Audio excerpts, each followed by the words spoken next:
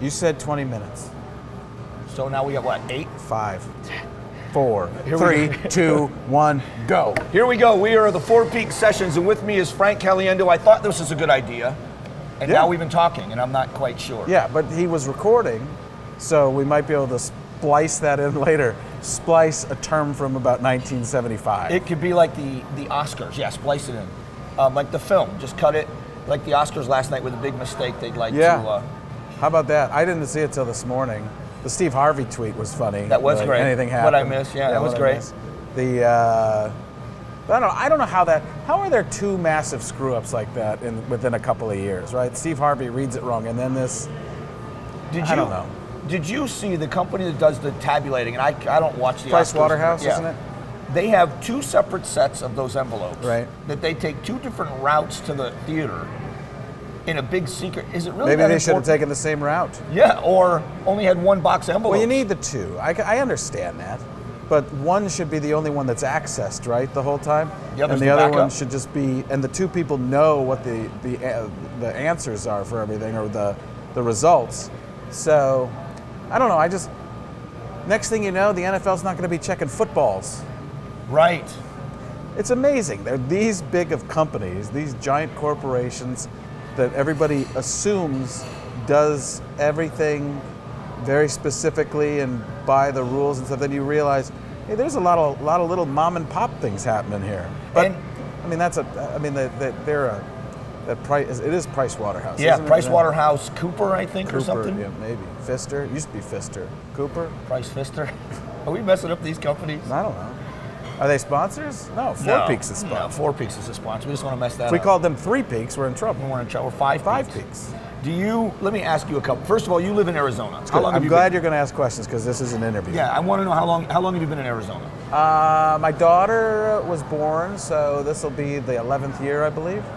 What keeps you here? Like, why is this home? You could live anywhere. Why is home base here for you?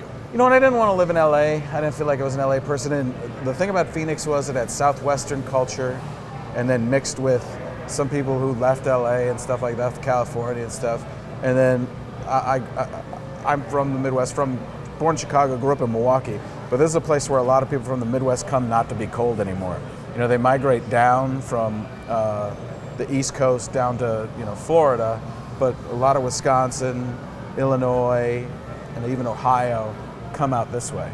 I was born in Cleveland and grew up in Florida. And there are more Browns fans in Florida than there are in Cleveland because it's that one piece of nostalgia they can bring with them. Right. It doesn't matter how bad the team sucks, they can still be fans. Yeah, they're going to be good next year. I was just in Cleveland. That's what they told me. Really? Yeah. You know how many years they've been saying that? Every year. Yeah. Every Since Mike Phipps was the quarterback when I was a kid. Mike Phipps. Do you remember him? No. Okay, see, I'm older than you. No, that's good. So we were just talking about acting before the cameras went on. Arizona, I don't want to talk about any of that again. Really? Yeah, it was really good the first time. I don't mind. I'm just trying to ruin this interview at every step. Mission accomplished. Good. Arizona isn't known for a place for films. There's been a big push in recent years to get the film industry here with tax credits and things like the political stuff. Mm-hmm. But this would be a place that would be perfect for that. And you're kind of focusing your part of your career, or at least looking into the acting. Yeah, I've just done everything I could do with the impression. I feel even if I work on a new impression, it's just the same thing I've been doing forever. So it doesn't feel new to me. So I met this acting coach, a friend of mine, Chappelle Lacey, who's a comedian, who's a friend of mine. He was actually my daughter's cheer coach. Okay. And he started going to this acting coach, and I was like, what's that all about, right? I've acting classes so many times. I've heard about these acting classes, and it's just a joke. It's just where people go that they just want to be heard, so they go to the acting. What was that? Be a tree. That's the old. Yeah, there is some of that weird stuff, but it's like, but people who want to be heard and need an audience and can't get up anywhere, they go to an acting class just to, perform for nobody. So I had my, I was reluctant to do anything with it, and then I got there and I started learning. It's like, oh my gosh, there's actually is something to this, and I know nothing in this world. Because I would always get auditions for like really good things, but I would never do them because I didn't know what I was doing. Turns out I was right. I had no idea. Like in an audition, you don't look at the camera. Even the simplest of that stuff. And they teach you that in like acting 101. I didn't know. I would look into the camera. So if I'd have been sending these auditions in, I'd have been like, look like it's super amateur. But it's the opposite of what you do normally, because when you were doing the things for ESPN or the television things, you look into the camera. Right. Yeah. That's always the thing. Even some of the sketches are about interacting and stuff, but it's not acting. Acting's about, showing the feeling and actually feeling that feeling. But like we were talking about before, that we can splice in, that I'm watching everything that you're doing, and when we talk, you watch me, what I'm doing with my hands. You're nodding approval to an agreement and stuff like that. When you have lines memorized, you don't do all that stuff. For some reason, you're just thinking about the lines, and then you're this, and you're just waiting for your turn. It's not about turns, it's about the experience. And to me, and this is all stuff that if I were watching right now, I'd be like, oh gosh, this is as bad as listening to the Oscar people talk about how great they are. No, I think it's intriguing because you have such a successful career in one world, but to realize if you want to go do something else, it's going to take some different kind of work. Yeah, I've got to do something different just for I've always been about business. It's always been about the business to me. I didn't really care about the art so much of stand-up. If there was one thing I criticized that, I've made a lot of money doing that, and money can buy happiness. Sell it right to the camera. At least you can rent it for a while. That's right. But as far as trying to grow and do something different, I'm just at that point where, people always think of me as the impression guy, and the next thing out of their mouth is, and the next they have a little mouse they bring with them. The next thing out of their mouth is, what new impression are you working on? And it's just, that's all anybody ever says to me, to the point where I'm like, gosh, I am just one note. So some of that stuff, some of those skills can be used in the acting world. But for example, everything I do in impressions, like if I'm going to do John Gruden, I'm going to make the face. But he naturally just looks like that. Right. You don't do that when you're acting as a person. You don't try to, like when you get mad, how often do you do this when you don't. Right. You're just, it's in your eyes and it's in you, and you're actually trying not to show it, or just show it enough like, you ready for this? It's not about, you don't do that. So, but what do we do when we think we're supposed to act mad? We go like this. Yeah. When you're cold, you try to get warm, right? So those are all little things that you start to learn, and it's changed everything. It's changed my act too. Like my act has gone from just going from voice to voice to voice to spending the time in between, setting things up, and actually playing with moments and getting lots of other laughs in between. Well, there's going to be two things that people, when they see this, one is going to be that they'd kill to be able to have that one note you talked about, that there are people out there right now working on voices that would say, I would kill to be that guy that has just only the one note, he's so well known. And other people are going to see it like I do.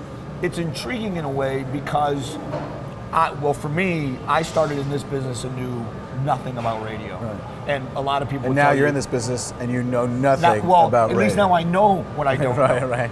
And I had to learn from somebody. There's a big difference between listening and waiting to talk. Right. And so in that scene where you have to be engaged, when you catch yourself waiting to talk because you have lines to deliver. And so I would rather listen to a story from you, and I think that's where you see the interaction. And there's a lot of people in radio that are just waiting for their turn to talk.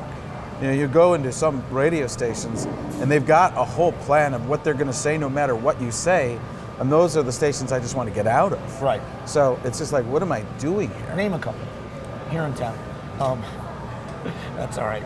So let's talk. So about the acting, what do you want? What would be a dream role for you? Would it be outside of anything else you've ever done? You want to be the bad guy? You want to be the good guy?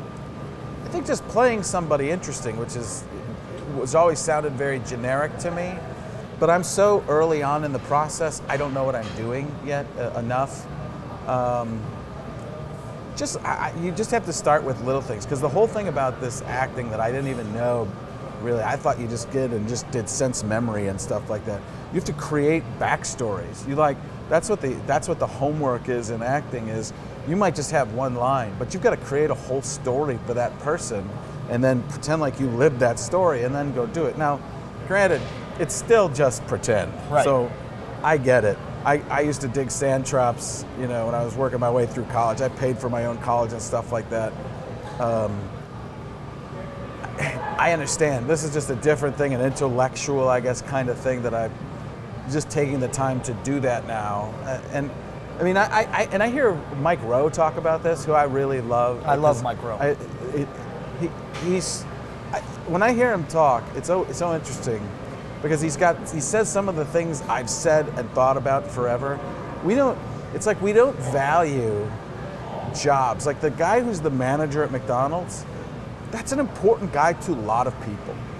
His family, everybody working there, and like that's become a joke to people, the fast food manager. Right. But that person's doing something, they have a job and they're working. So to me, I take a lot of that stuff really seriously. I think we need people, we need mechanics. If you don't have mechanics, if I don't have a mechanic, my car just stops. Right. I think that's about a friend who, his dad was a mechanic when we were younger, and he was kind of embarrassed of it. I'm like, why? If your dad's not there, we can't, but we teach people that only the white collar CEO job is the important one. Then we complain about how much money they make, but we look at them and we don't care about everybody. We look down upon everybody, and it's like the internet in our head, right? You're just tweeting angry things at everybody in here. But don't you think that maybe that working class attitude is what is made it easier for you to get to who the people are when you do the voices? Because yes, but I think I've had it, lost it, had it at times. So I don't think I've always had that. I used to work so hard. Me too. I worked very hard, even in this business, in stand-up. I would go into a city, this before I had kids, I would go into a city, I was married, so I had to get away. So I would go 2 or 3 days early and start doing radio to sell everything out. So I was one of the biggest selling comedians in the clubs because I did that. But now I only go in for 2 days, and I go in the night before, and I only maybe do a little bit of press. Hopefully it's sold out before I get there if I'm doing a club. Theaters do a lot more advertising and stuff like that. But for me, it's all about time. What's my opportunity cost? I'm coaching flag football right now. I just want to be home to coach flag football. Whenever I miss, I'm upset about it. It's funny, Steve Kime's son is on our team. And he told one of the stations, he said somebody locally was like, Frank's on the hot seat, and then we lost 2 in a row, so I might be out of a job. But that might be good for you. New opportunity. Yeah, I have fun. I do it. I really, I do it some for all the kids, but I really do it for my son because I just love watching him develop and get better. And he's in a tough spot right now because he's just questioning everything he's doing. Like, how old? He's 12, and he's a young 12-year-old. He's really smart. So it's difficult because he overanalyzes everything to the point of. Unlike you. No, he's way. I wish I was that smart. I was always a little bit above average. I thought I probably could have been a little bit more than that, but I didn't work hard at all. So I don't feel like he works very hard. But he's a 7th grader who's only 12 who goes to freshman math. Oh wow! And he understands numbers.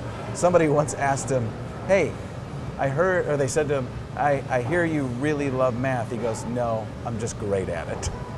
Oh, good for him. Even he knows that then. Right. You don't have to work at it. Yeah. I said in high school, when am I ever going to use this algebra stuff again? And then I spent 20 years as an electrical contractor. And that's everything's right. algebraic. Right. So, yeah. I was not too smart either. I didn't apply myself there. But I would spend all that time. I spent years working hard. So I get to do this for a living now, and I think... Yeah, it's great. And they're remodeling our building at the radio station. And I watched the whole construction site transform, and I thought, those are the working guys. And one morning we were downstairs, and one of the guys recognized me and says, "Man, we love your show." And it was the biggest compliment I'd had in years. Because here were these guys carrying tools at 4 a.m. while I'm carrying a satchel with my paperwork in it. And I thought, for that guy to listen to my show is the biggest compliment I'm going to get in a while. Well, here's what I always get about my comedy. They're like, you don't appeal to young people. I'm like, I'm just not going to. That's just not who I am. I can't fake it. I can't appeal to somebody I have no... Okay, so I went and I did comedy for both of the bowl teams.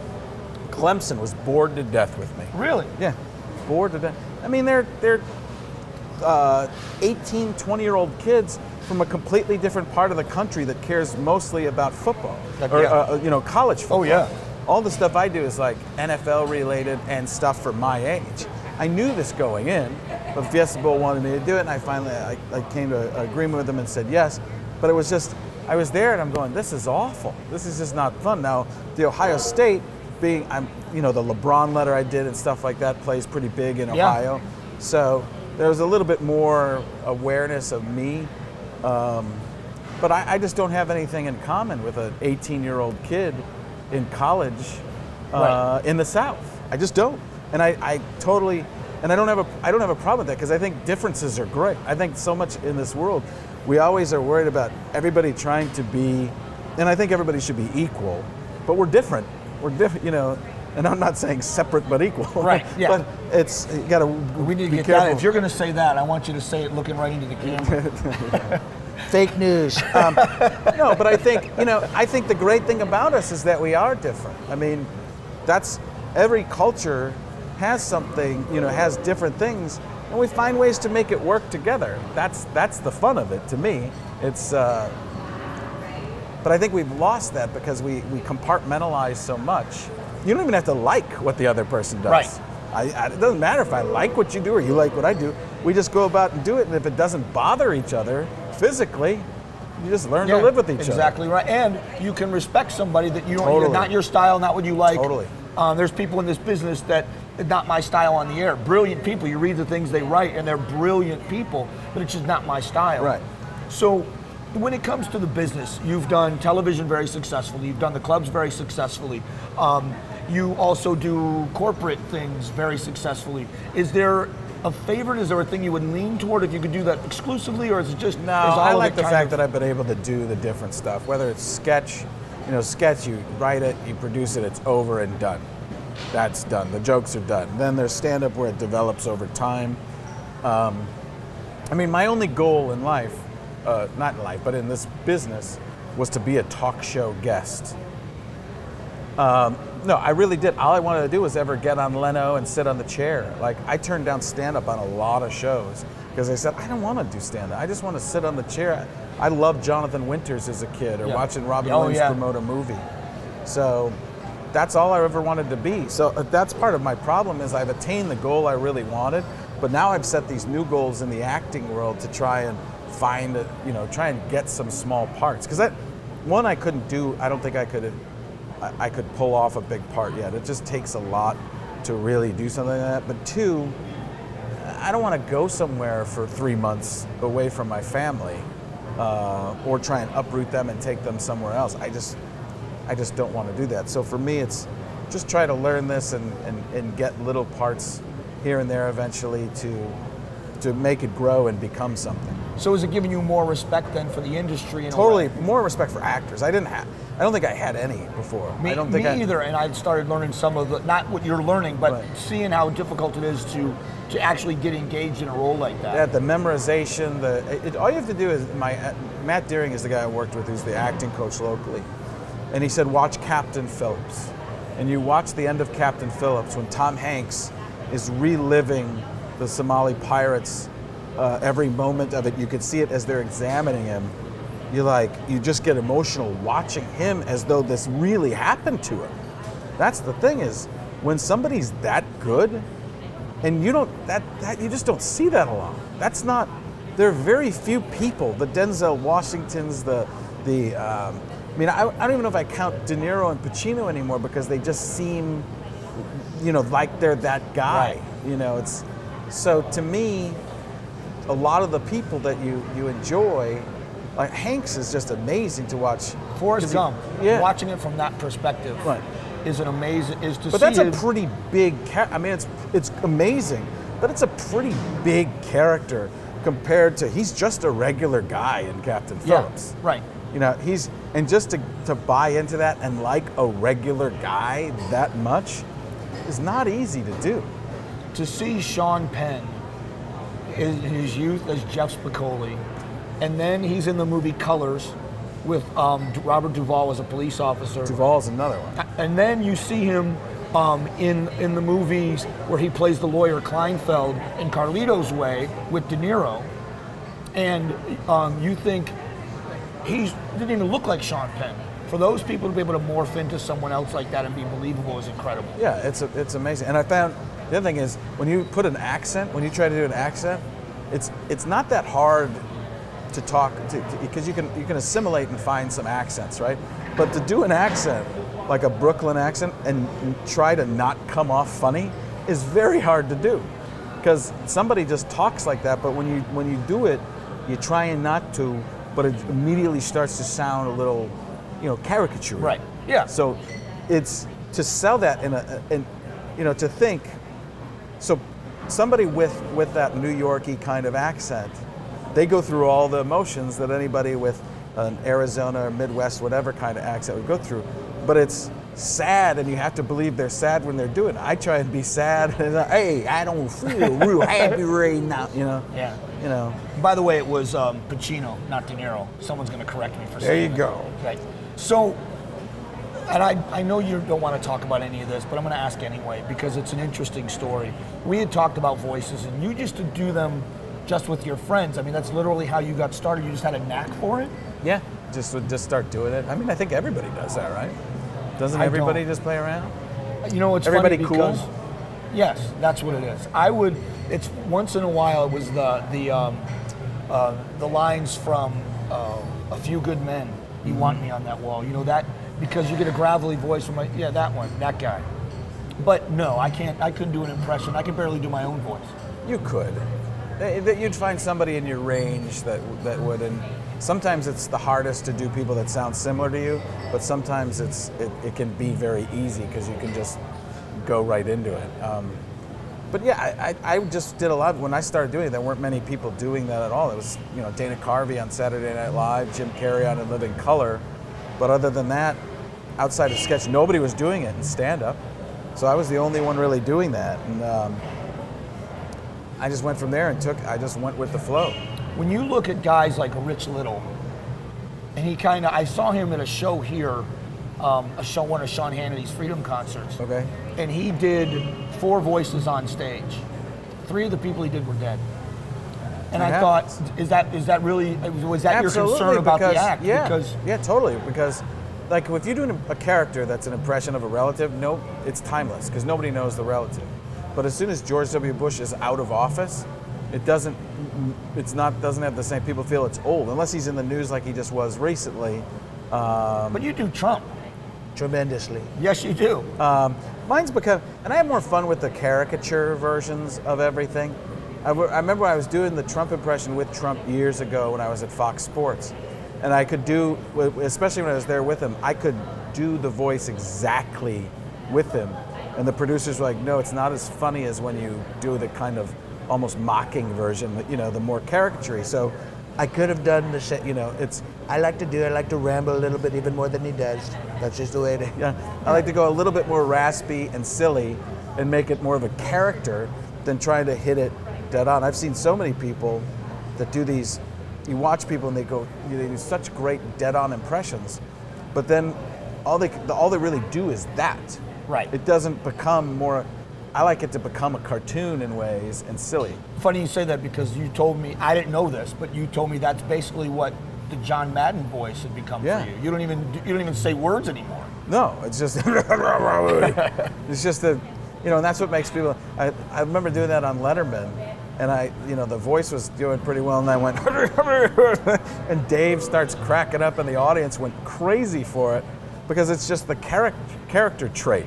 It doesn't, so many times, like especially in a sketch character, that's where stuff is just really big. Your moments between the words are more important than what you're saying.